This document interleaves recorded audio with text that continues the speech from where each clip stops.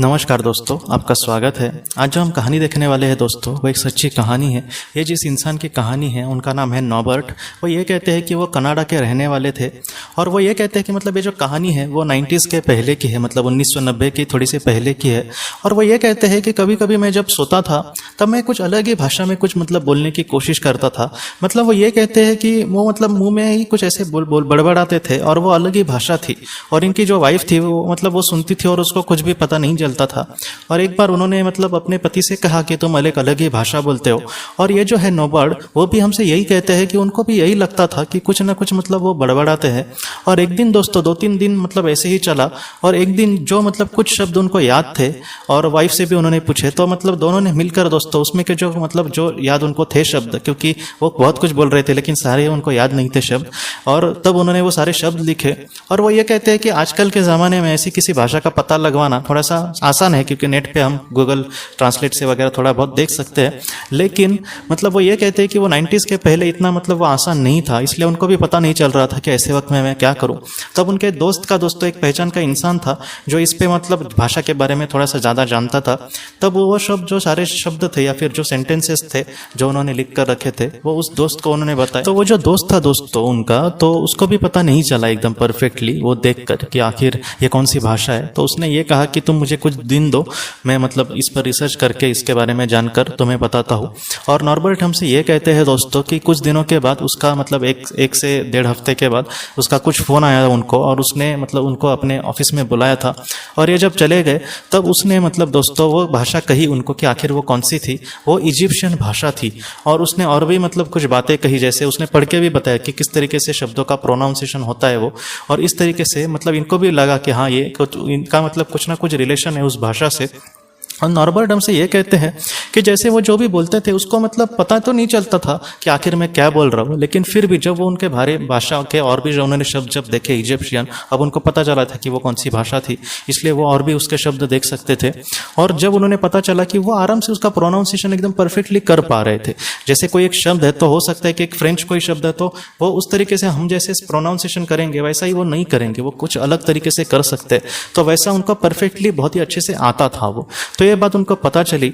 और बाद में तो नॉर्बर्ट हमसे ये कहते हैं, वो भी पुनर्जन्म को वगैरह मानते थे क्योंकि उन्होंने भी ऐसी कुछ किताबें पढ़ी थी। तो हमसे यही कहते हैं कि उनको डायरेक्टली तो पता नहीं कि उन्होंने मतलब कब वहाँ पर जिया था जन्म, लेकिन उनको इस बात का पूरा यकीन है कि किसी एक जीवन में वो ज़रूर इजिप्ट के कोई नागरिक रहे होंगे। इसके वजह से कहीं ना कहीं आज वो भाषा आराम से मतलब इस तरीके से उनके मुंह में आती है। वो मतलब उन्होंने और भी कुछ ऐसे वो कहते हैं कि इजिप्शियन कुछ मैंने मूवीज़ भी देखने की कोशिश करी तो उसको वो समझ नहीं पाए मूवीज़ के भाषा को या फिर उन सारी कल्चर को, लेकिन फिर भी वो जो भाषा थी उनको कहीं ना कहीं सुनी सुनाई या फिर उनको पहचानी लग रही थी दोस्तों। तो इस तरीके से नॉर्बर्ट की तरह मतलब हम भी यही सीख सकते हैं दोस्तों इस मतलब कहानी से कि ऐसी जो चीज़ें होती है जो मतलब हमने किसी जन्म में कुछ बातें सीखी है या फिर कुछ बातें जानी है, तो उसकी जो मतलब बातें हैं वो आत्मा तुरंत मतलब इन सारी चीज़ों को नहीं भूलती। जैसा आपने भी बहुत सारे लोगों को देखा होगा कि जो मतलब बचपन से उनके अंदर एक कहीं ना कहीं कला गुण या फिर कुछ ऐसी संगीत की कला या फिर और भी कोई कला ये बहुत ही अच्छे से मतलब वो बहुत ही अच्छे से कर पाते हैं।